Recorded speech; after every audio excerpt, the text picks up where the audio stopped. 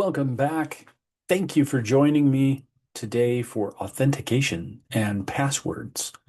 Let's take a look at in-depth password security, why we do what we're supposed to do.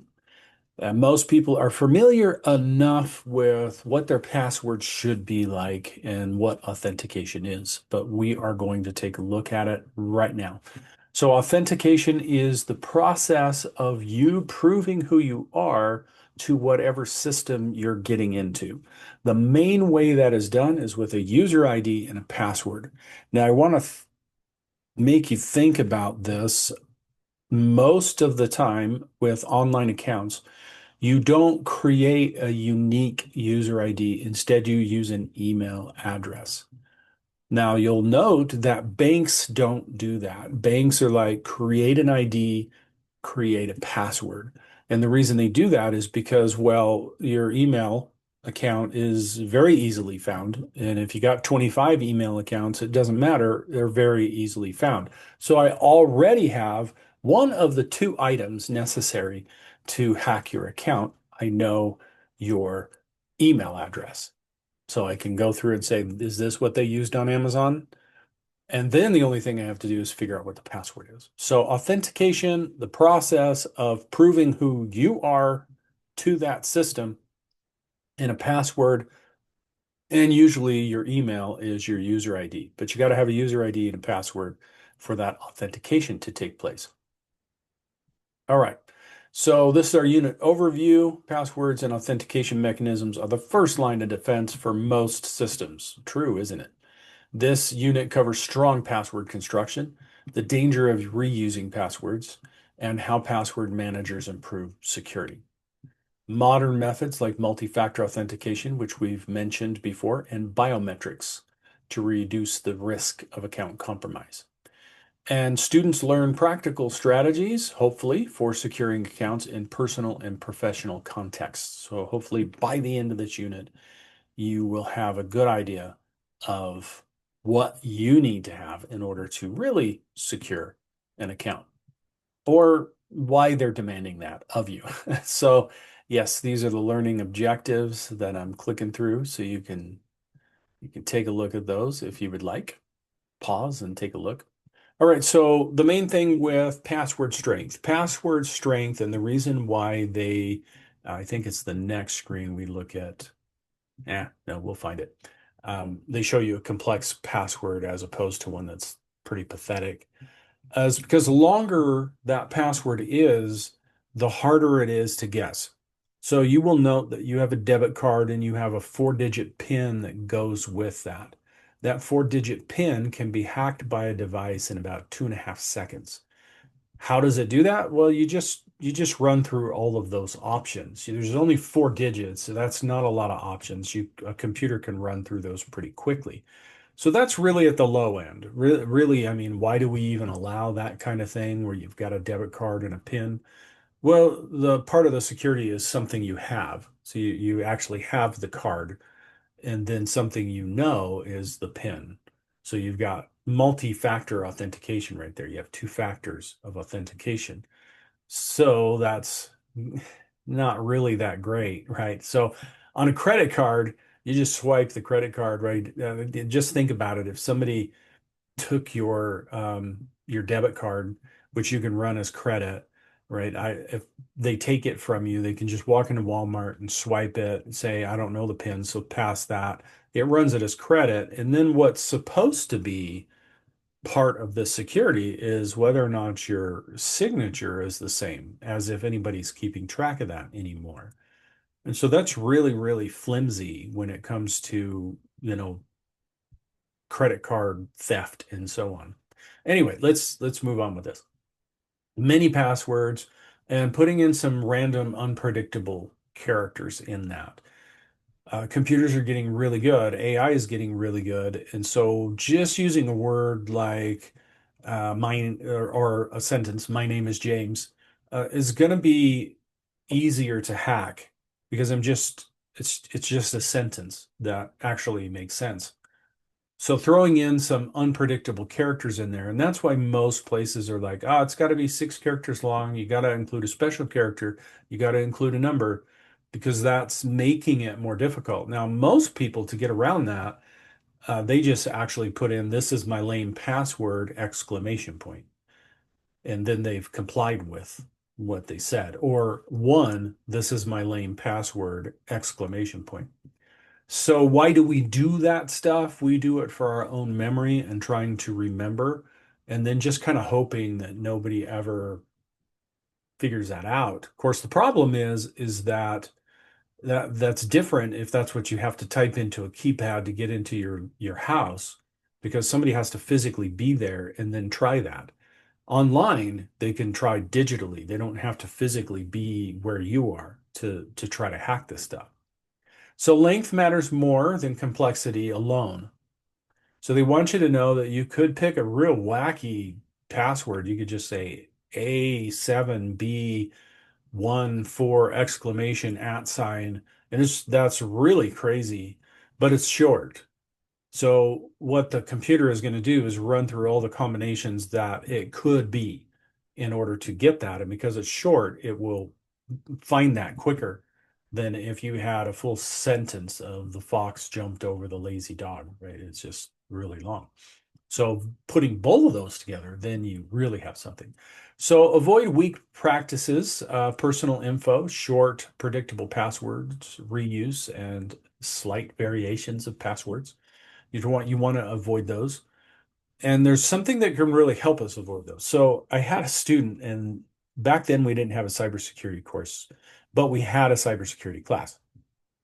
And so going through that cybersecurity class, and I told them, most people, the way they work, it's really easy to get their password. And I had told them an experience where I had said that to somebody because I taught that class, and they're like, oh, yeah, you could never guess my password. And it was somebody I knew for quite a long time. And I was able to guess the majority of their password really quick. And how I know that is because they really went quiet and they wouldn't they wouldn't talk to me for the rest of the day. But basically, people use things they like. They use things that they know. They use the year they graduated, especially for younger people. They had to have a password in school, right? I didn't have to do that. They have to have a password in school. They had to memorize the student ID from their high school. So a lot of times it's just whatever their email address is and a student ID. And if it wasn't long enough, they added a zero at the beginning. If they wanted to have to make it complex, they added an exclamation point at the end. And so you can really, really guess it just by getting to know them. Many years ago, they are, oh, iCloud's been hacked, and all these movie stars have had their iCloud accounts hacked. And it's like, I don't consider it hacking when you're just saying I'm the best movie star. That's basically your password. These people are just guessing your password because it's that easy to do. So stay away from things that are personal information that basically you're telling people about all the time. Anyway, I had this student, and they went over to help somebody, and these people, sorry, they really ran into trouble because he had told them, look, you probably should have a better password. You need to start having better passwords.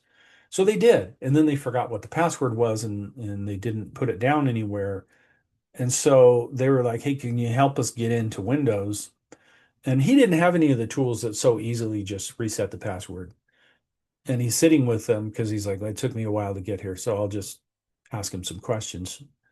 And he asked them a bunch of questions, and then while he's just talking to him, he gets into their account and said, how did you do that? You're a genius. And I said, well, it's your dog's name, started with a capital letter. It's your dog's name and the year you were married. And they're like, oh, yeah, that's right. That's what it was. So he just asked them questions until he figured it out. Now, there is a big difference between logging into your computer, right there at your computer, that physically, if somebody can get their hands on, they're going to hack it, than using that kind of password out online where they don't have to physically be where the server is in Wisconsin and they're in India or wherever. They can hack it from a long way away. Also, when there's data breaches, When a data breach happens, then your password and user ID get exposed. So if you're using that password across different systems, then that becomes an issue. If you're using Apple, I don't know if Android does this, but if you're using Apple and you're using their passwords, that's their little thing. They call it keychain historically, but now the app is just called passwords. Then you put all your passwords in that, it'll actually tell you this was exposed in a data breach and you probably should change this password. So they let you know. And a lot of other services too let you know. I just I don't think Microsoft does that because, if you, we'll talk about storing your passwords in a browser in a minute, but it never comes up and says anything like that. All right, so if one site is breached and attacker can use the same password on other accounts, yeah, maybe it's a different email address, but it's the same password. Credential stuffing attacks rely on reused passwords. So credential stuffing means that you're going to just put a bunch of credentials in there. That's what they call it. So put a bunch of passwords in there and then attack that and see if it can get through. Now you need to think about how the website is working. On a bank account, if you try to log in and you missed it 3 times, they're going to lock you out. On Amazon, they'll just let you keep trying. Now, how you know that this is the case is that Amazon will just let you stay logged in. And I use them as an example because most people are using Amazon. But whatever website you're using, if it's not asking you all the time, every time you come here, you got to log in, right? Banks do that. Amazon does not. That means that that password has been saved and they're not requiring you to type it in. And if you type in the wrong one 3 times, they're not going to lock you out. So that means an attack that allows credential stuffing or a brute force attack will just hit that over and over and over again, so many times a second until they finally break through. Reuse turns one breach into many compromises. A unique password for every important account. Use a unique one for every important account. This is really hard to do. I'm going to tell you, use a password manager is honestly the best thing to do. It's kind of like saying put all your eggs in one basket. There's one password. Again, if you're tied to Apple, then you can use their keychain and it will generate this massively weird password. And then you don't have to remember it. And you don't. It'll just log in for you, right? So if you're using a Mac, if you're using iOS, it'll just log in. And then, of course, if you're not and you're on a web browser, you can simply pull that up on your phone, go to passwords and say, what's the password for this? And type in that really crazy long random password. That's the way to do it because every single site, you're going to have a different password for every single one. You're never going to reuse them, and they're going to be long and weird. And we can't remember that stuff well. If you are the type of person that can remember that stuff well, you should have went into mathematics and all that stuff. Because most of us, we can't remember that. We can't just memorize something like that. So that's why we use variations. And so if you're going to use variations, then make sure you've got this is a unique ID for my bank account. And I only use it there. But over here, where it doesn't matter as much, I'm going to use this different password. And over there, I'm using pretty much the same password, a little different over here. But that way I can remember it. Otherwise, use a password manager. Then you don't have to remember that stuff. And again, 1Password is a big one. Norton 360, they have their own. There's quite a few that you can use. And you can tie it into your browsers and such. At this point, I'm going to mention this as far as browsers go, and this is not part of the test that you have here, but it's something important to know. When you use a browser, it'll come up and say, do you want us to save this password? That is not a super secure way to save anything. As a matter of fact, Google was found in Chrome years ago that they would say, hey, do you want us to save your passwords? And people would say yes. And then it would go into their secure location in Windows and Mac and pull out all their passwords, pull out all of your passwords and stick them in an unencrypted file that was easy for hackers to get to. And you can either think, well, that was the dumbest thing. They must not have known what they were doing, or they knew exactly what they were doing. That's an extreme example. I don't even know if they fixed that. I have no idea. I haven't kept up on that. It was when I decided, okay, I'm not using Chrome anymore. Getting off of that because that's where it was. But all those browsers say, do you want us to save it? You're not really certain that they're not actually copying all those passwords and keeping track of them, or that they've secured it strong enough on the system. So when we talk about the browser and plugins and extensions and all that those passwords aren't exposed to those extensions and those plugins. So you're not too certain about that either. So you have to watch that. Where if you get one password or something like it, they usually the browser has to make a request to one password and then you say okay, and then it goes ahead and puts that in for you. Or they use a secure plugin. That's part of that. All right, so yeah, use password managers if you just not sure what to do, that will do it. Now, multi-factor or two-factor authentication, really, when you talk about user IDs and passwords, now makes this so much more secure. Think about the threat. A data breach exposes the password you use on 85% of your sites. And you use across 85% of those sites, you use about the same email address for about 60% of them. So that means that you're totally exposed on 60% of the websites that you go to. The password and the user ID are right there. Okay, well, if two-factor authentication is set up on those accounts, then that means that when they try to log in, like the hacker tries to log in, and you'll see this in the email section where I show you some stuff that, this is where somebody tried to get into my account. Um, so what happens is they put that in, and then it's like, okay, what's the code? Right? We sent that code to your phone or your authenticator app. So what's the code? And that multi-factor authentication really safeguards us so much against these data breaches that happen all the time. Now, yes, you should still change your password if that's been exposed. And again, having a password generator that stores all that stuff means that you're not using that same password across all those devices is still really, really secure. So I don't want you to think, oh, well, multi-factor has solved the problem for me, so I don't need to. No, there's still other ways to hack. There's still other things that can happen. So, all right, multi-factor again is something you know, or something you have, or something you are, and they have taken that further into something, somewhere you are, depending on your location. And now those are the four biggest. These are the three biggest. So what they mean by this, we're going to get into it, is, right, something you know is your user ID and password. Something you have is your authenticator app or access to your text messages. Something you are then is your fingerprint, your face, blood draw, whatever it happens to be.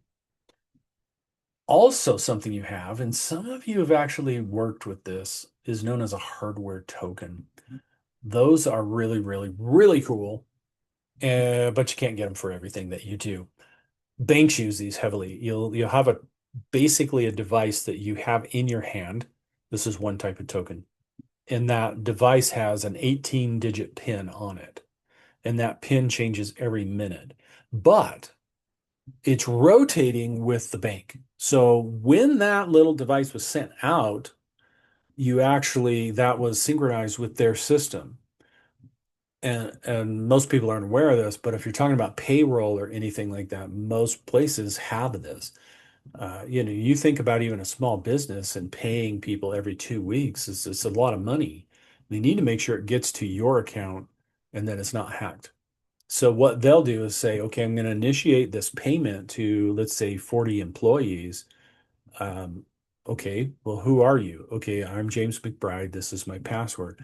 Okay, well, look at your authenticator app before you can even log in. Okay, I put that in. Fine. Okay, now to initiate this transfer, look at your hardware token and type in the number, and it's showing it ticking down 10, 9, 8, probably want to wait until it goes 30. And then you type in that number, and that directly is connected to that bank. Man, if you don't have that hardware token, it doesn't matter if you have all the rest of it, you have to have that. Now, another type of hardware token is something you plug into the back of your computer. So it's got a big encrypted key on it. And then it just checks in the computer and goes, oh, this computer has that. And that's based right on the fact that you had that and you plugged it into the computer. So that's a different kind. I already talked about, fingerprint, facial recognition, blood draw, Gattaca. If you saw Gattaca, they check everybody's blood, check their DNA. And of course, strong authentication then is going to pull from these different categories. So when you really look at it, we love the fact that I just look at my phone. That's got to be great for police too. They get your phone, you did something bad, they just hold it up to your face. Um, that's just one factor. Well, the other factor is that you have the device itself, you have the phone, but you don't have to type a password or anything else in. That's why a lot of times on your phone, whether it's Android or iOS, it'll actually say, oh, you want to see this? Well, you're going to have to go ahead and authenticate in again in order to actually see that information. So they have you do it, more than once. Biometrics, convenient and fast, cannot be changed if compromised, but it should supplement. For a long time, they were like, oh, we're going to replace it. That's, you'll go everywhere and it'll just be your face scan. But you start to realize again, that's still only one factor. And then things go wrong. Somebody hurts their finger that they use for the fingerprint and now it doesn't work. Somebody gets in a car accident and their facial structure is different. Now it doesn't work. And so that's a problem. That really is. All right, so multi-factor phishing protection. I'm just going to put that on the screen, but that it doesn't eliminate phishing entirely. But if somebody is able to phish out of your password and user ID, at least it's still going to go to um, your authenticator or a text to your phone. Longer passwords are exponentially longer to crack. Simple long passphrases can be strong and memorable. And here's an example. Here's a weak password. This is often used in our material as a password to get in, but then again, it's not meant to be secure. Uh, our material, I actually don't mean this class. I mean, we use like different types of training material out there. And so they don't want to make the password so hard that you forget how to log in. But getting into your account, right? Two-factor authentication, they want a long password and all that. So strong, correct horse battery staple 42. So you got your special characters, you've got your numbers, you've got your words, and it's really long. I can tell you that there is a device that we actually build in one of our hacking classes, hopefully for people only to use in a good, righteous, white hat way. But that device will pretty much crack people's wireless networks wide open within about 2 seconds because their passwords are so easy on their Wi-Fi. So anyway, email is often used for that password reset link. So if your email's been taken over, that reset link is going to be going to somebody else that has control over your email. Compromised email can lend to take over many other accounts because of this. Oh, I need to reset my password.